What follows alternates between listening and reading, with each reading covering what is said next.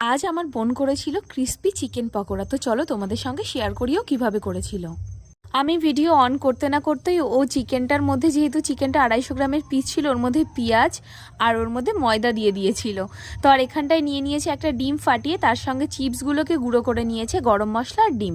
তো প্রথমে এর মধ্যে দিয়ে দিল আদা, পেঁয়াজ, রসুন, জিরে, কাঁচা লঙ্কা, শুকনো লঙ্কার 2 চামচ মতো পেস্ট, মানে একসঙ্গে করেছিল। এরপর এটাকে ভালো করে মাখিয়ে সর্ষের তেল দিয়ে মাখিয়ে রেখে দেবে প্রায় আধা ঘন্টা মতো রেস্টে।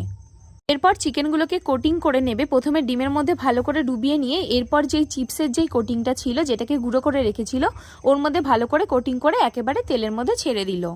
ঠিক এইভাবে এটাকে হালকা করে ঢেকে ঢেকে ভেজে নিতে হবে। বেশি জাল দেওয়া যাবে না, মিডিয়াম টু লো হিটে এটাকে ভেজে নিতে হবে। তো দেখো, এই যে আমাদের ভাজা প্রায় কমপ্লিট। তোমরা অবশ্যই এটা বাড়িতে ট্রাই করবে, জাস্ট অসাধারণ খেতে হয়। তো এই যে দেখো, নামানো হয়ে গেছে। এখন আমরা এটাকে ট্রাই করব, তোমরাও অবশ্যই বাড়িতে একবার ট্রাই করে নিও।